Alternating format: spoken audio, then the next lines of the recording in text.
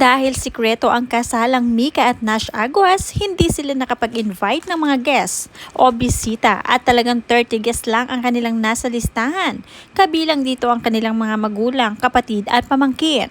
Kaya naman naisipan ng mga kaibigan nila na sorpresahin na lang ang mag-asawa ng pangalawang handaan. Kaya ito ang naging ganap ng anyayahan nila ang bagong kasal.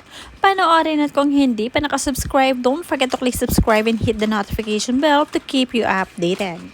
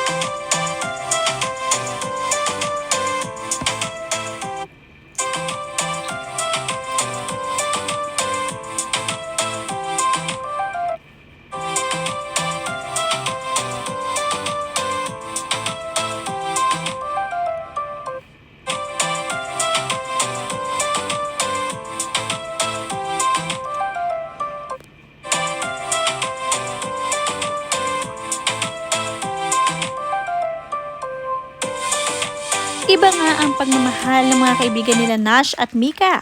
Talagang pinaghandaan at nag-effort ang mga ito, maisakatuparan lang ang after wedding party nila.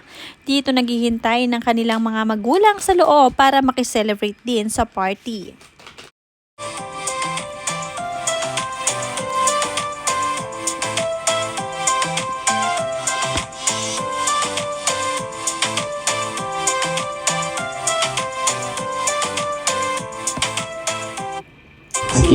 Kay mami. Huwag po kayong mag-alala. I'm working hard.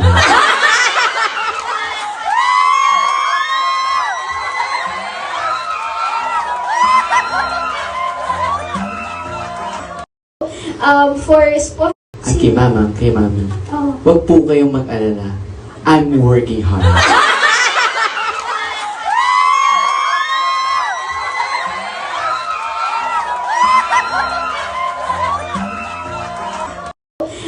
For sponsoring everything today. Thank you, Lord. Most of all, thank you, Lord, sa lahat po ng mga buhay niyo. Sobrang blessing na nakilala namin kayo at nakasama namin kayo sa mahabang panahon.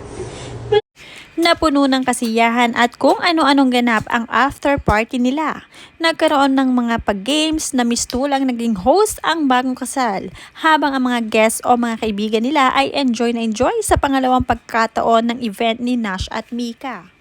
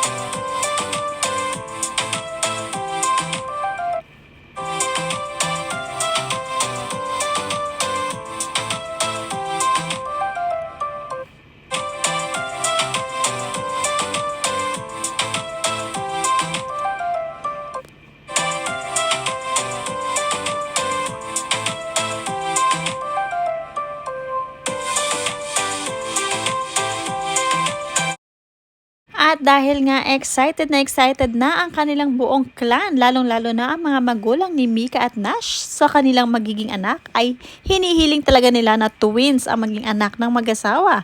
At agad naman sumagot dito si Nash Aguas na talagang tinatrabaho na raw niya para sila ay magkaroon na nga ng baby ni Mika.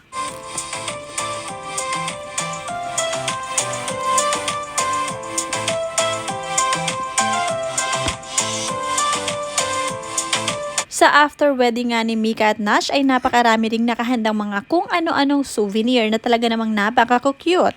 At inihanda ito ng kanilang mga kaibigan at nag-isip kung ano ang magandang ipamigay sa mga guest. Kaya naman umuwi ang mga bisitang masayang masaya dahil nga nagkaroon sila ng mga souvenirs from Mika at Nash Aguas.